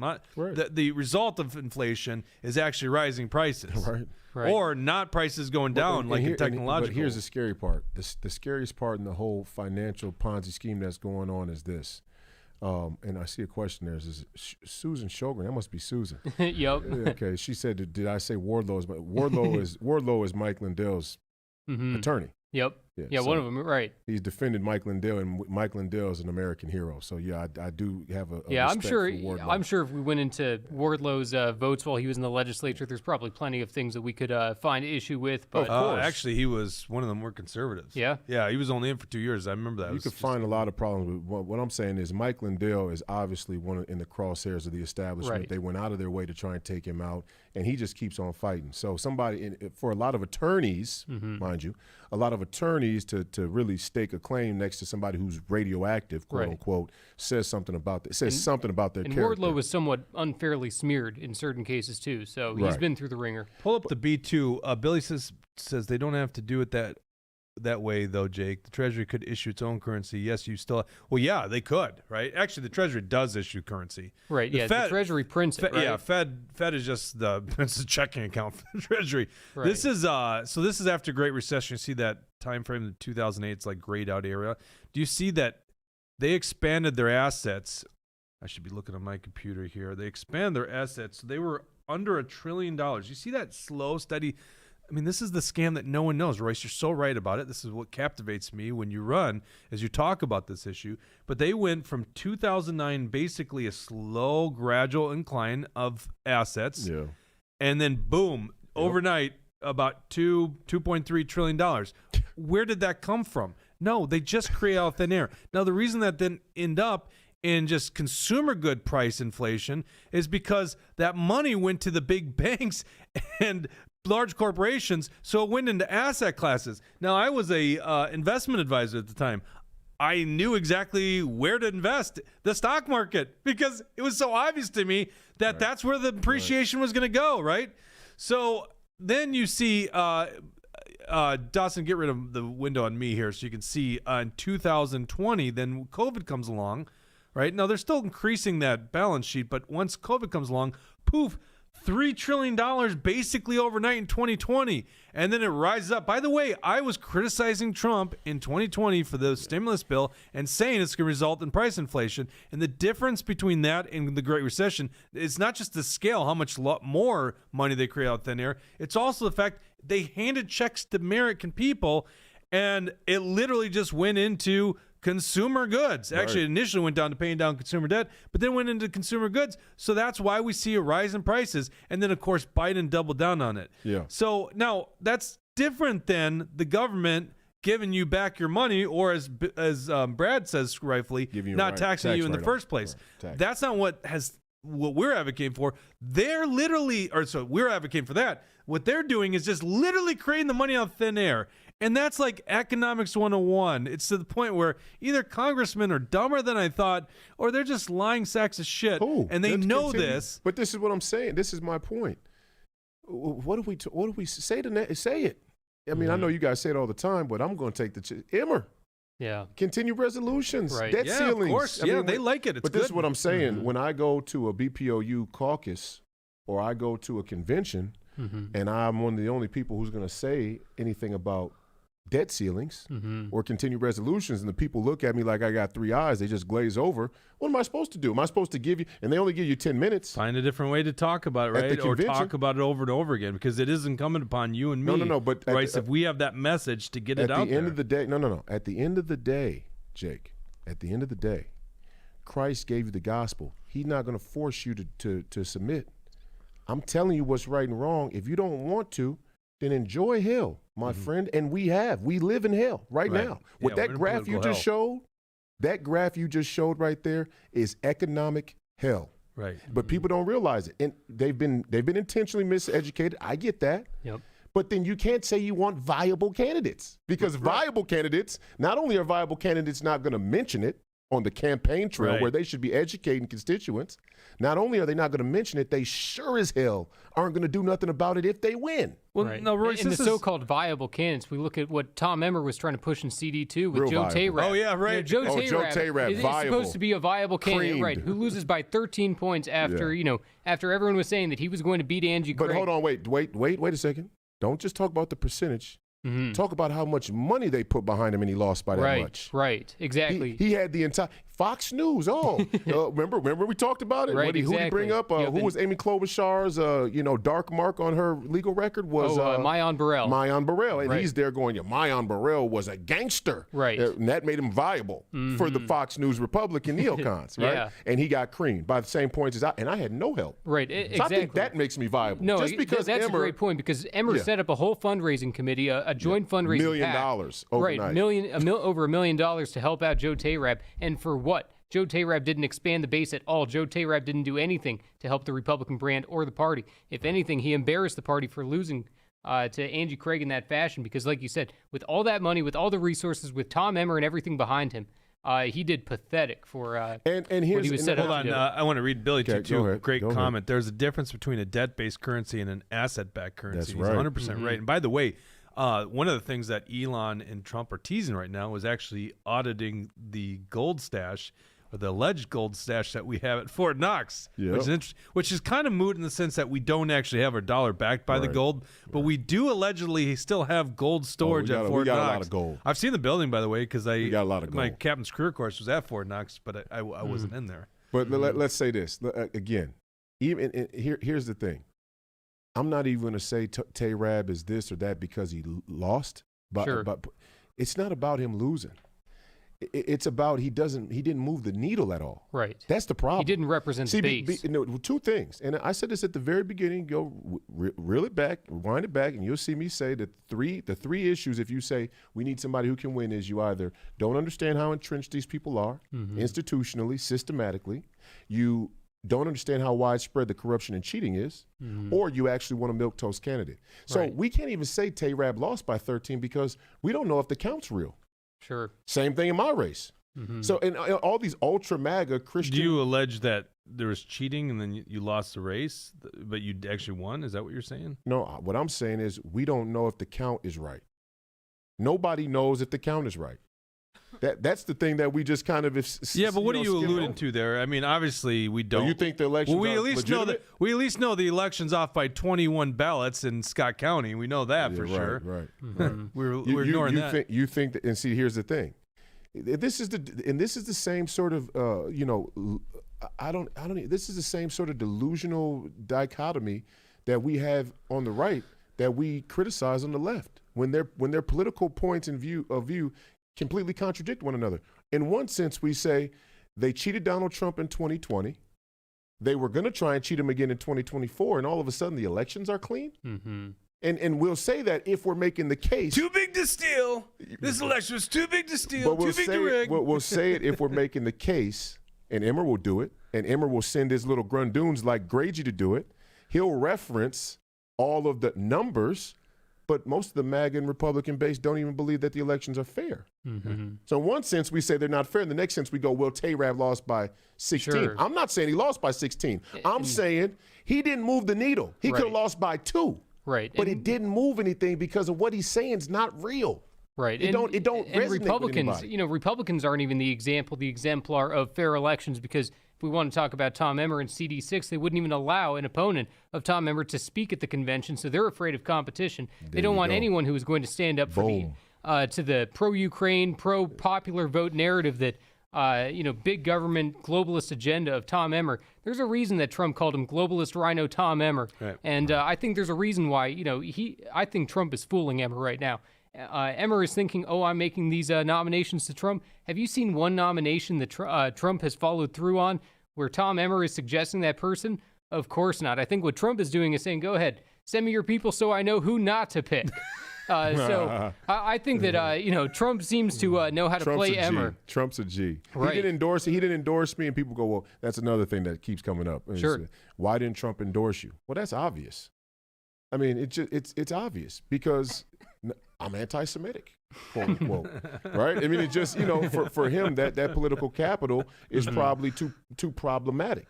But look, if he's willing to go through this, if the president is willing to go through this, right, I'm willing to go through it with him. You don't got to give me an attaboy pat on the back. I'm not looking for that. I don't need his endorsement. I actually support him. Like, I support the real MAGA philosophy. I don't need a button. Right. I don't need a button from the president. If you're a real citizen and you really have sacred honor and national honor, you don't need any adulation. You don't need any kudos. You just do it because it's right. Yep. See, Tom Emmer, he needs that. Yeah. He wants that's who he is. There you go. He wants the president to say, "Hey, Tom Emmer, you're doing a good job." He wants to be at the Super Bowl with president. You know. Yeah. And on the CD6, one final point here is that I know that there was a ton of support for you in CD6. So despite some of these people being Tom Emmer people who are maybe kind of allowing the mask to go over their eyes because they'd rather think that Tom Emmer's a conservative than deal with the truth of it. There were a ton of people. I was looking around at the state convention, seeing how the different delegations were voting, and I saw a good amount of the people in CD6. They were there to support you as well. So wait, sir. I want to be very clear here. I'm not making any claim about the people in C6. Right, exactly. Right. That's my point too. That you're not talking about the grassroots. You're talking about the Emmers of the world. Well, they're all grassroots. Right? Well, and this is the dichotomy, right? Yeah. Again, it's like when you said, well, who would vote for Trump and then vote for Klobuchar? There are people that would vote for Emmer and vote for me. Yeah. Because Emmer came at a time where, and he's a great speaker. Don't get me wrong. I think he's a good speaker. He would never debate me. I almost considered primarying him in CD6 just so I could get on the debate stage with him. Yeah. But he's a decent speaker, okay?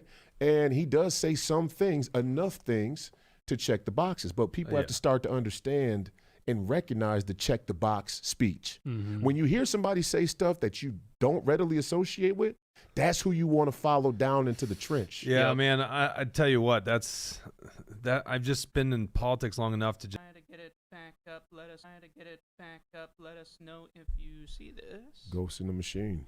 Yeah, I'm gonna send a message I here. don't think I've ever seen that happen before. No, that was crazy. I just assumed it was the TV. I didn't assume it was the actual system. My switcher isn't working. We're getting to the nitty gritty. Yeah, we said something that crossed the line. Obviously, even for Rumble. It says back up in the comments. Oh, freeze frame. Can people still hear? All right, let us know if you can hear us. It was the Jews. That's it. It says they see me live. Yeah, it should be looking better now. Okay. That was crazy.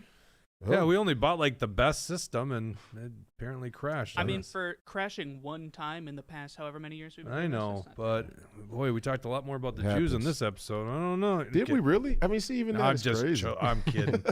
I think I'm pretty even-handed on the whole topic. Oh yeah. People, there is a woke right, and it's a little ridiculous, when it comes to that issue. It disgusts me. You know why? Because I actually do have an affinity and affection for the Jewish people. I'm actually Christian to the core, like to the point where I acknowledge that Jesus Christ was a Jew, that our forebears of the faith were Jews, that David and Moses and all these people are important figures, and Jesus affirmed that, and Jesus himself has answered whatever they would say is a Jewish question. I mean, that's even anti-Semitic to say there's a Jewish question, but there's questions about black people and white people, so there's questions about all people. But Jesus already answered this question. He said first for the Jew, then for the Gentile. He didn't say not for the Jew. Right. So for all those who are like anti-Jewish, right, really, truly anti-Semitic, Jesus answered that.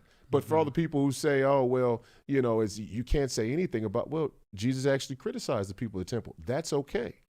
And it does kind of highlight this place on the right. And this is what I'm saying.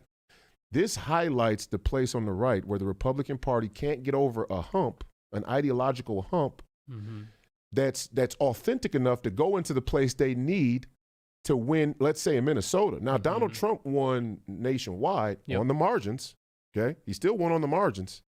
And I personally think they held back on the cheating on the machines because everybody was watching. Right. Donald Trump won the narrative well before the election, before election day, right? So they couldn't switch the ballots. They didn't want to ruin that Capitol. Why? Because Donald Trump only has 4 years, and they're so arrogant. Their thought is, how much damage can he do in 4 years? And you know what? As I take a look around at our party, I kind of get the same sense. And I didn't have a call with Donald Trump. I've had multiple calls with people on his team, and I got a lot of respect and love for a lot of people. Did you have a call? So you had a call with a team that you maybe publicized? Why? I don't know why O'Bannon said that. I don't know either. But Texas Waterfall. I did talk to some people on the Trump team, or multiple people on the Trump team. Maybe you talked about that somewhere, and they. Yeah, I mean, I talked to multiple. I think we talked about it last time I was here, right after the election. But again, you were flagged for anti-Semitism. That was a joke. Huh? I don't think we really were. No. This came from inside the Trump team. Oh, really? Oh. Yeah. No, when I called, that I was flagged for anti-Semitism. Yeah. So, and I get it, because if you say anything about it at all, you get flagged, and the president's a very busy man. He's a very busy man. I mean, he's busy surviving assassinations. Right. So he has to have a team, and they have a vetting process. And, if on a campaign trail where the decisions you may make or break, a very small margin of victory, I get them saying, well, we heard this. Maybe we didn't dig too deep into it. Fine. All that's good.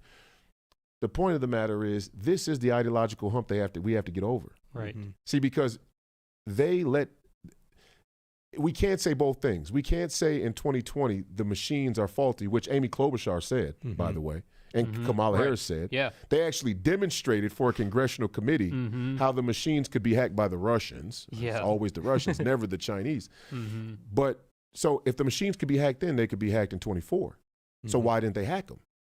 Well, that's it doesn't take a genius to say. Well, I do believe that there is something to be said about too big to rig, in the sense that if you're trying to rig it, I mean, you don't think so? No, they could have hacked the machines. They held off because they know that Donald Trump can only do so much damage unless the MAGA movement is genuinely coalesced around the philosophical ideas and not the personality. Do you think that their judgment was off now they see what's going on? No, I think they're panicking because they're little, they're preemies. They're premature ejaculators. So they're panicking.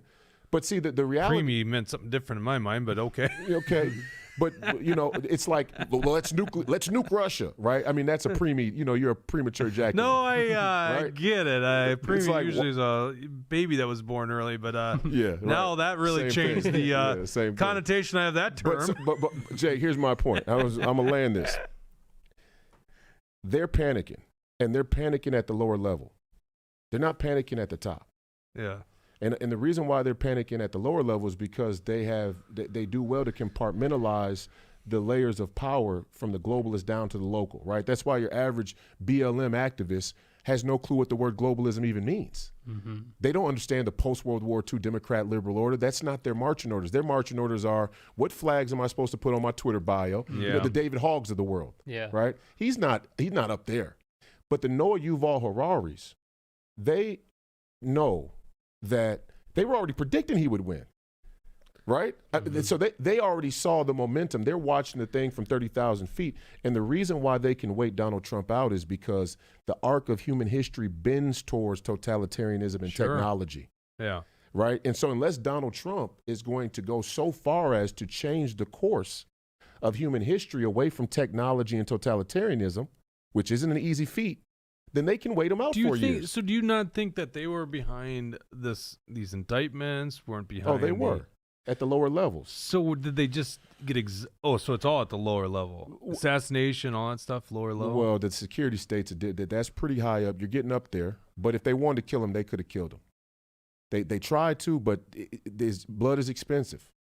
So, and I think the CIA and the security state has gotten soft to where they're not going to kill somebody like Kennedy. They want to create a cutout that seems a false flag, right? Like the kid, you know, but they did say the CIA is famous for saying we are great at creating the circumstance for people to be killed versus I'm sending an assassin. Yeah. Right. So assassin has a footprint, a digital footprint, things that you probably Yeah, you know, generally a lot of these conspiracies, I lean more towards like looking the other way and allowing to happen. There you go. Right. Instead of like we train this kid to there do you that go. kind of stuff. See, but Oswald was trained. If you believe Oswald was even We're gonna learn soon. Yeah, hopefully that should have dropped already. I don't know what they're waiting on. All right, let's maybe cash. You know, maybe they need cash to finish the deal. I'm thinking to end what I was saying to you is the highest level, the highest rung of the establishment that we face as free people in this country and all around the world is technocracy and technology and the convenience that technology brings. And we are slowly, I won't say slowly, we are fast moving towards that technological end anyway, even through Trump, right? And it's AI, right? This is the real danger. Right. Show me where a Ryan Wilson or Adam Schwarzy or Julia Coleman are going to make technology and artificial intelligence the crux of their campaign. Right. And then you know what? It's only people then like you and Alex Jones where I hear this talk about humanity. Right. Then he's because, crazy. Right. Exactly. We're going to do ecto farms where babies. Imagine what's going to happen to human rights when babies, actual organic flesh human babies, are made by corporations and they're owned by corporations. How will you even adjudicate human rights anymore? Right. If humans can be made in the lab, is there even human rights? I mean, they've taken the creation completely out of it, so it's become industrialized, and that's what Karl Marx really wanted. So I don't care if you're Republican or Democrat. If you're for ecto farms and AI, you got to check that. You got to check that Bible. Right. All right, we're gonna end the regular show right here. As we approach the conspiracies, can you stick around for the post show? For sure, always. Okay. Brother. You know what I saw last night? What's that? I saw a drone. I saw one of these drones, large drones. Yeah. I have footage. Dawson, I think we've kind of come to a conclusion on it, but I would love to hear your thoughts on the story of the drones. Because you know they're in Minnesota, these night drones, the ones that are the size of like SUVs. Yeah. I laid eyes on one last night. I'm not joking. That's not a joke. Spooky. So we're going to show you. Well, we might have an explanation. Dawson and I dug into it. So if you're a premium subscriber, you can watch our post show. We'll be live in about 2 minutes. I just posted a link in Rumble and YouTube. Otherwise, you can go to truthhurtsnews.com and click on the top, support us, $8 a month. Those are premium subscribers. Otherwise, if you do a year, you get a month off. So $88 a year. Helps out the show tremendously. All the things that we're doing here in Minnesota, be an alternative news to the corporate press and Alpha News. Shout out to Alpha News. Yeah, they've really gone one direction these days. So maybe there's hope in the future. But anyhow, what we try to do is expose these corrupt politicians and lying corporate media, give you a narrative you're not hearing from the mainstream corporate press. Jesse and I are here every day, by the way, doing it. Tuesday and Thursdays, I should say, not every day. We do other things the rest of the time. It's hard to do every day. How often is your show? Monday, Wednesday, Friday. Okay, so it and is Saturday mornings. So Gotcha. every other day. I'm not like a regular, but I watch when something's interesting. I'm going which is every most day. of our audience too. I mean, people go, "I'm sorry, I don't watch every show." I'm like, I don't watch every Joe Rogan. Like, trust me. In fact, the nutballs like Brad Ganser and Billy Tutu that watch every show. What's wrong with these people? Just kidding. I would never offend our premium subscribers. Diehards. I love Good it. people. I'll offend Brad Ganser a lot. Tucker 91 always watching the show. We'll be live here in 1 minute, so if you want to join us, if you're not a premium subscriber, do that. I'm going to show my drone footage, and we'll get your comments on that. Cool. Thank you to our wonderful sponsors, Warren Wessel of Keller Williams Realty. If you're looking to buy a home or sell a home, give Warren a call at 612-419-7453. If you're buying a home, give the good guys at John Galt Mortgage a chance of financing that home. Go to johngaltmortgage.com. Also brought to you by Alpine Cabinetry in St. Cloud, Minnesota. Thanks for all the Rumble rants. I think Ganser was in there. Billy Tutu, big one. There's another one here. Let's see. We'll get your names out here. Is there a fast way of doing it? I guess I don't even know. Oh, you know what? Really. It might have got interrupted from that outage. I think it might have. It did. So I'm sorry if I'm forgetting it. Above the Billy 22 one. Yeah, so. Sorry guys if I'm forgetting it, but we really appreciate that. It helps pay for the show as well. So thank you so much for all our premium subscribers. We'll be back in 1 minute. For everyone else, it was LA Deuce. LA Deuce. That's right. Yeah, appreciate thank you. I would imagine that's Larry Deuce, the good Patriot. I'd figure. There you go. So Deuce. everyone else will be back next Tuesday. Premium subscribers back here in 1 minute. Take care.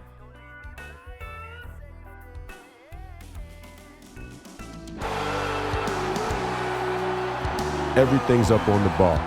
We're all in.